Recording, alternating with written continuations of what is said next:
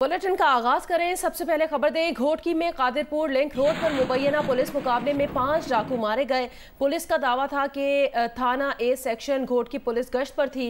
इस दौरान Qadirpur link road पर मुसल्लह डाकुओं से मुकाबला हो गया। फायरिंग के तबादले में 5 डाकू मारे गए हैं। हलाक डाकुओं की शनाख्त नहीं हो सकी है। इन डाकुओं से असलहा बरामद किया गया है। लाशें अस्पताल मुंतकिल कर दी गई हैं।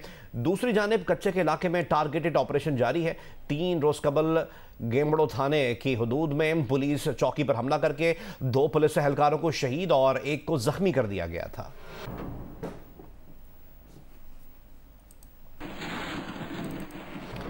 ट्रैफिक हादसे से मुतालिक आपको अपडेट करें। ठट्टा में ट्रक और वैन में खौफनाक हादसे के नतीजे में 9 दोस्त जाँ बहक हो गए। तमाम अफराद की शनाख्त हो गई है।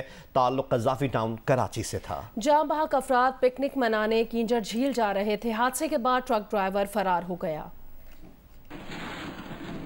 ईद उल फितर की आखिरी छुट्टी के रोज़ किंजर झील जाने वाले कराची के दोस्तों पर क़यामत गुजर गई। जाँ बहक नोमान के भाई और रिश्तेदार ने बताया कि उन्हें हादसे की इत्तला फ़ोन पर मिली। मौके पर पहुंचे तो लोगों ने बताया कि पहले नोमान की गाड़ी ट्रक से टकराई, उसके बाद पीछे से आने वाले डंपर ने उनकी गाड़ी को कुचल दिया। जो वहाँ के लोगों का मौक़िफ़ है, हम तो ऑन द स्पॉट नहीं मौजूद थे, उनका ये मौक़िफ़ है कि इन लोगों ने direct straight front to front जो है ट्रक के साथ हिट किए और बैक से इन्होंने डंपर ने इनको बैक से हिट कर दिया। जाँ बहक होने वाले अफराद के अहले मोहल्ला और दोस्तों ने बताया कि हादसे का शिकार अफराद 1 घंटा कबल ठट्टा में पिकनिक मनाने के लिए घर से निकले थे। जाँ बहक होने वाला अब्दुल्ला सऊदी अरब से ईद मनाने आया था।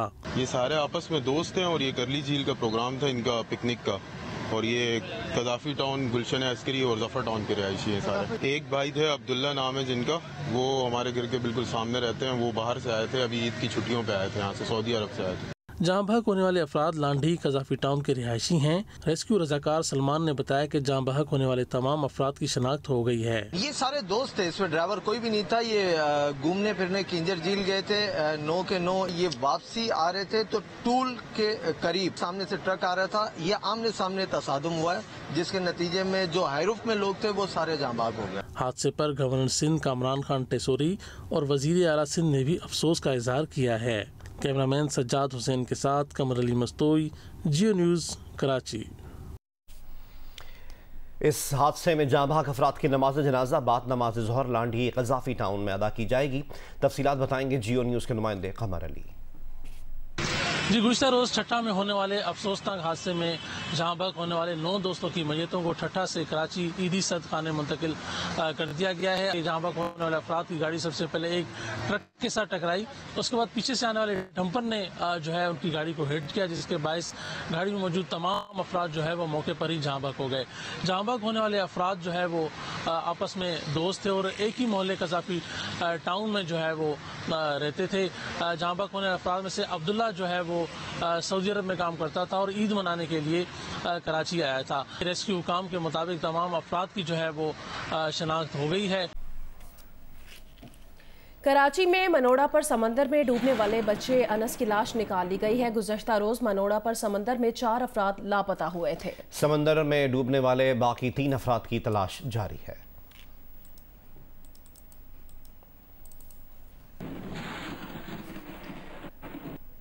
लीबिया के साहिल के करीब तारिकीन वतन की 2 कश्तियां डूब गईं। हुक्काम के मुताबिक कश्तियां डूबने से 57 अफराद हलाक हो गए। 11 लाशें निकाल ली गई हैं। कश्तियों के 4 मुसाफिर तैरकर साहिल तक आने में कामयाब हुए। तारिकीन वतन का ताल्लुक पाकिस्तान, बांग्लादेश, मिस्र और शाम से है।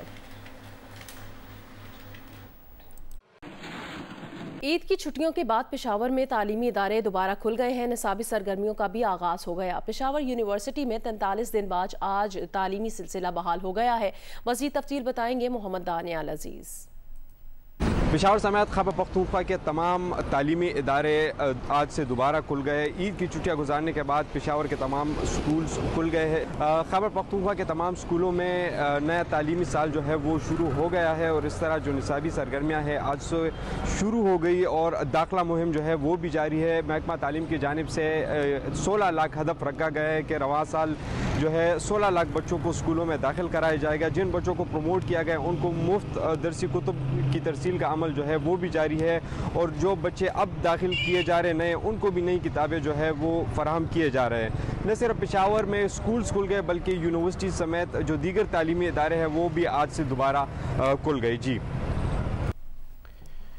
मौसम के मुताबिक आपको अपडेट करें। बारिशों का ताकतवर और तवील सिस्टम कल या परसों मुल्क पर असरअंदाज हो सकता है।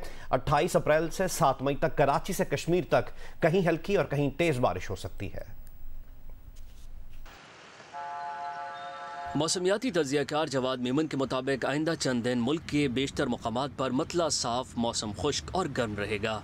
पंजाब और सिंध के मैदानी इलाके गर्मी की लपेट में रहेंगे और दर्जा हरारत 40 से 44 डिग्री सेंटीग्रेड तक पहुंच सकता है। साहिली इलाकों में बादल बन सकते हैं। ईरान के करीब बहरा अरब में एक सर्कुलेशन भी बनी हुई है। 27 अप्रैल से 6 या 7 मई तक ये सिस्टम मुल्क पर असरअंदाज रहेगा। सिंध और बलूचिस्तान के साहिली इलाकों में इस सिस्टम के जेर असर अच्छी बारिश का इम्कान है। सिंध के 80 से 90% इलाकों में बारिश मुतवक्का है।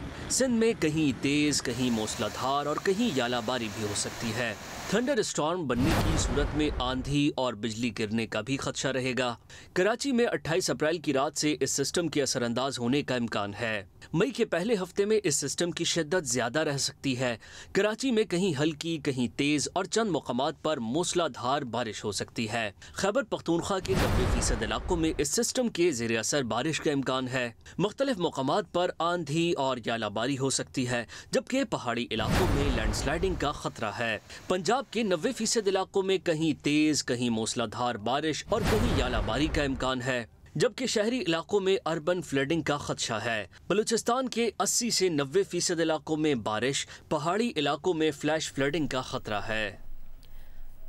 वादी कोयटा समेत बलूचिस्तान के मुख्तलिफ इलाकों में मतला कहीं साफ तो कहीं जुज़वी अबर आलूद है। आज बाज़ इलाकों में बारिश का इम्कान भी जाहिर किया गया है। कोयटा से जियो न्यूज़ के नुमाइंदे नदीम कौसर तफसीलात बताएंगे। जी, बलूचिस्तान में जो मौसम की सूरत हाल है उसमें बारिश बरसाने वाला एक कमज़ोर सिस्टम बलूचिस्तान में दाखिल हो चुका है और उसी के नतीजे में जो मकरान का साहिल है वहाँ गुज़िश्ता रोज़ तेज़ हवाओं के साथ बारिश हुई थी और अभी ये सिलसिला जारी है। इसलिए जो माहीगीर हैं उनको कल और आज जो है गहरे समंदर में जाने से रोक दिया गया था। इसके अलावा जो इस वादी कोयटा में सूरत हाल है वहाँ मौसम अबरालूद है और महकमा मौसमियात ने कोयटा, नौशकी और गिरदोनवा में जो है बाद दोपहर बारिश की पेशनगोई की है। बारिश बरसाने वाला एक ताकतवर सिस्टम जो है वो 28 अप्रैल से बलूचिस्तान में दाखिल होने का भी पेशनगोई की गई है, जिसके दौरानिया जो है 6-7 मई तक जारी रहेगा और दौरान जो है वादी कोयटा और दीगर इलाके उनमें बारिशों का इम्कान है। और अब आपको बताएं कि वज़ीर आज़म शहबाज शरीफ की ज़ेर सदारत वफाकी काबीना का इजलास आज होगा। इजलास में इलेक्शन से मुतालिक मुज़ाकरात पर मुशावरत होगी। इससे पहले वज़ीर आज़म की ज़ेर सदारत इत्तेहादी जमातों का इजलास भी होगा। ज़राए के मुताबिक शहबाज शरीफ की ज़ेर सदारत वफाकी काबीना का इजलास दोपहर 2:30 बजे वज़ीर आज़म हाउस में होगा। इजलास में मुल्क की सियासी और मौशी सूरत हाल पर गौर किया जाएगा। इलेक्शन से मुतालिक मुज़ाकरात पर मुशावरत भी की जाएगी। इससे पहले दिन 12:30 बजे वज़ीर आज़म की ज़ेर सदारत इत्तेहादी जमातों के रहनुमाओं का इजलास होगा, जिसमें सियासी सूरत हाल और PTI से मुज़ाकरात के बारे में मुशावरत होगी। इजलास में इलेक्शन के सिलसिले में सुप्रीम कोर्ट में जारी कार्रवाई पर भी बात की जाएगी। वज़ीर आज़म शहबाज शरीफ आज हुकूमती अरकान पार्लियामेंट के एजाज़ में इशाइया भी देंगे।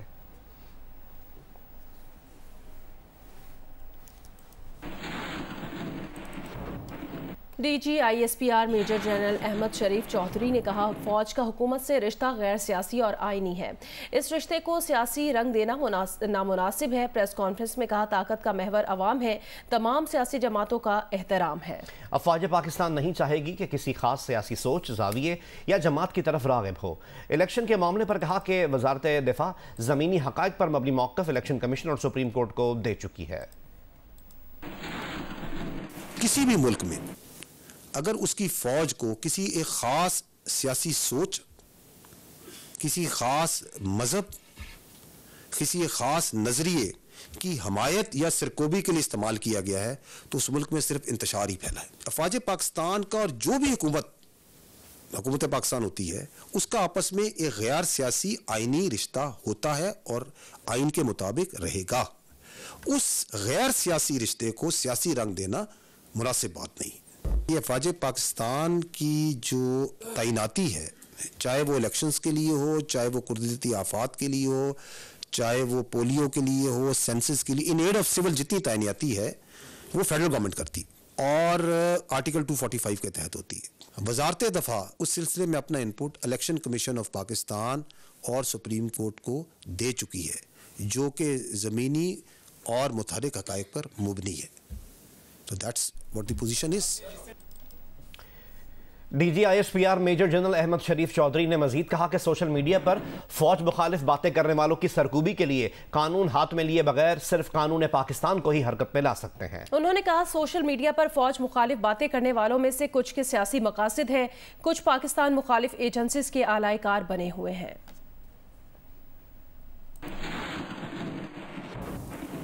सोशल मीडिया और मीडिया में भी अफवाज पाकिस्तान इदारों और उनके अहदेदारों के ख़िलाफ़ जो बातचीत की जा रही है, हम समझते हैं कि वो ना सिर्फ गैर ज़िम्मेदाराना और गैर दानिशमंदाना है बल्कि गैर आइनी भी है। कुछ केसेस में बैरून मुल्क जो आपकी एजेंसीज़ हैं, जो हॉस्टाइल इंटेलिजेंस एजेंसीज़ हैं, उनके एजेंडे को भी आगे बढ़ाया जा रहा है, उनके आलाकार भी बने हुए हैं। जहाँ तक सरकोबी का मामला है जो आपने कहा, हम भी कानून को हाथ में लिए बगैर सिर्फ कानून पाकिस्तान को ही हरकत में ला सकते हैं, जिसकी कुछ मिसालें आपको कुछ केसेस के सिलसिले में मिलती भी हैं। तहरीक इंसाफ के चेयरमैन इमरान खान ने कहा है कि सिर्फ PTI मुल्क को ठीक कर सकती है। लाहौर में यौम तासीस की तकरीब से खिताब में कहा कि भीख मांगने और कर्जे लेने से मसाइल ख़त्म नहीं होंगे, हम आवाम के मैंडेट से हुकूमत में आएंगे, सरमाएकारों के रास्ते में हायल रुकावटें दूर करेंगे। तहरीक इंसाफ की 28वीं सालगिरह पर हमारी हुकूमत होगी, उम्मीद है 1 साल बाद मुल्क दलदल से निकल जाएगा।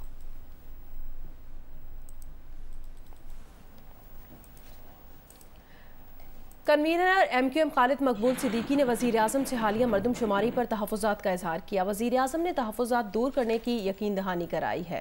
मुत्तहदा कौमी मूवमेंट पाकिस्तान के एलामिये के मुताबिक वज़ीर आज़म मियाँ शहबाज शरीफ ने कन्वीनर MQM खालिद मकबूल सिद्दीकी से टेलीफोन पर रब्ता किया। इससे पहले मरदमशुमारी पर तहफ़्फ़ुज़ात का इज़हार करते हुए MQM ने अपने अरकान पार्लियामेंट से इस्तीफ़े ले लिए थे।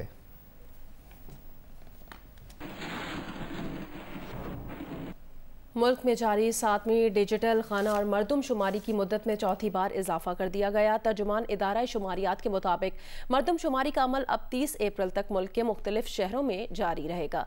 नोटिफिकेशन के मुताबिक मरदमशुमारी में 5 रोज़ का इजाफा किया गया है। अब मरदमशुमारी का अमल 26 अप्रैल से 30 अप्रैल तक मुल्क के मुख्तलिफ शहरों में जारी रहेगा। कराची, हैदराबाद समेत मुख्तलिफ शहरों में मरदमशुमारी का अमल ईद की छुट्टियों के बायस बंद कर दिया गया था। महकमा सेहत सिंध ने इस्लामाबाद में मंकी पॉक्स के 2 केसेस सामने आने के बाद सिंध के अस्पतालों को अलर्ट कर दिया है। हॉस्पिटल्स में मखसूस आइसोलेशन वार्ड्स बनाने की हिदायत की गई है। आलमी इदारे सेहत के मुताबिक दुनिया भर में मंकी पॉक्स के अब तक 87,000 से ज़ायद केसेस सामने आ चुके हैं। 130 अफराद मंकी पॉक्स के बायस जाँ बहक हो चुके हैं। मंकी पॉक्स की मुमकिना अलामात में बुखार, जिस्म में दर्द और शदीद सर दर्द है। इन अलामात के 2 से 3 रोज़ में चेहरे और जिस्म के दीगर हिस्सों पर सुर्ख धब्बे नमूदार हो जाते हैं।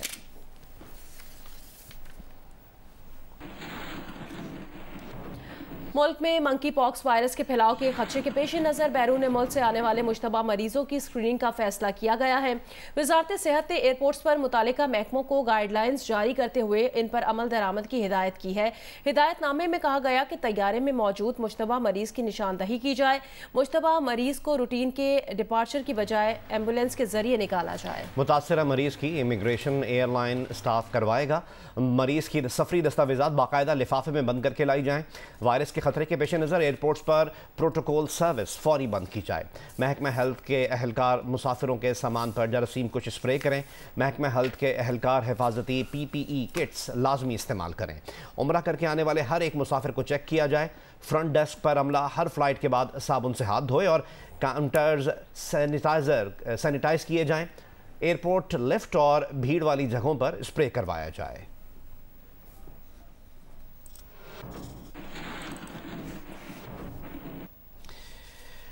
स्वात में CTD थाने में धमाका, दहशतगर्दी नहीं। मालकन रीजन के मालखाने में 300 से 400 किलोग्राम बारूदी मवाद फटने से हुआ।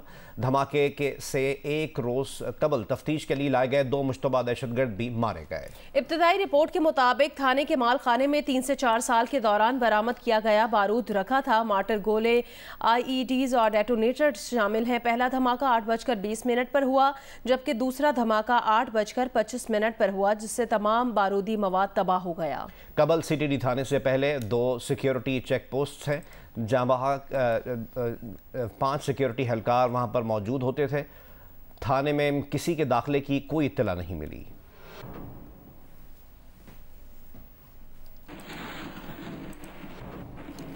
सरगोदा में रोटी का वजन कम और कीमत ज्यादा कर दी गई है, जबकि आटे की कीमत भी आवाम की पहुंच से दूर हो गई है। मलिक मोहम्मद असगर की रिपोर्ट। गरीब जाएं तो जाएं कहां? रोटी महंगी हुई, फिर और महंगी कर दी गई। अब कीमत 20 रुपए तक जा पहुंची और अब नान खरीदने के लिए भी 25 रुपए देना पड़ेंगे। शहरी कहते हैं कि मौजूदा हालात में 2 वक्त की रोटी कैसे पूरी करें। रोटी भी महंगी और नान भी महंगा है और उसका वजन भी पूरा नहीं है। कम से कम वजन तो पूरा होना चाहिए। अब गरीब आवाम क्या खाए? नान भाइयों ने रोटी और नान की कीमतों में इजाफे को जायज करार देते हुए कहा कि हुकूमत अगर आटा सस्ता फराहम करेगी तो रोटी की कीमत में भी हम कमी कर देंगे। रेट बढ़ाने की वजह यह है कि महंगाई इतनी हो गई है और आटा भी नहीं मिल रहा। शहरियों ने हुकूमत से मुतालबा किया है कि अगर गंदम और आटे की कीमतों को कंट्रोल न किया गया तो आटे और मैदे से बनी तमाम मसनूआत की कीमतों में मजीद होशरबा इजाफा हो जाएगा और गरीब आवाम की बर्दाश्त भी खत्म हो जाएगी। कैमरामैन जहीर खान के साथ मलिक मोहम्मद असगर, जियो न्यूज, सरगोदा। पंजाब के दूसरे शहरों की तरह गुजरात में भी सब्जियां महंगी हो गई हैं। मजीद हमें रिपोर्ट करेंगे राजा रियाज अहमद रासिख। जी, पंजाब के दूसरे शहरों की तरह गुजरात में भी महंगाई ने अपने डेरे डाल लिए हुए हैं और एक गरीब आदमी की पहुंच जो सब्जियों तक महदूद थी, क्योंकि गोश्त तो पहले ही महंगा हो चुका है और अब सब्जियां भी महंगी हो रही हैं। इस वक्त जो अगर सब्जी टमाटर का रेट किया जाए तो रेट जो है 70 रुपये से बढ़कर अब 100 रुपये, अदरक 850 रुपये किलो में चली गई है और टिंडे जो है वो 25-30 रुपये में जो जा रहे थे वो अब 250 रुपये में। जो करेले हैं और मटर जो है वो 200 रुपये किलो बिक रही है। इस वक्त सूरत हाल ये है कि आम बंदा जो है वो महंगाई का पिसा हुआ है और उसको सब्जी भी जो है वो सही तरह खा नहीं सका और हुकूमत को चाहिए कि वो इस महंगाई पर काबू पाए ताकि लोगों को 2 वक्त की रोटी अच्छे अंदाज से मिल सके। जी, राजनपुर में कच्चे में पुलिस का डाकुओं के खिलाफ ऑपरेशन 18वें रोज भी जारी है। डीपीओ के मुताबिक पुलिस कच्चा मियांवाली में डाकुओं की कमीनगाह में दाखिल हो गई है। 5 डाकुओं को गिरफ्तार करके असलहा जब्त कर लिया गया। ऑपरेशन के दौरान अब तक 4 डाकू हलाक और 5 को गिरफ्तार करके असलहा जब्त किया गया है। अब तक डाकुओं के 16 सहूलतकारों को भी गिरफ्तार किया गया। डाकुओं से कच्चे का हजारों एकड़ रकबा क्लियर करके पुलिस चौकियां कायम कर दी गई हैं।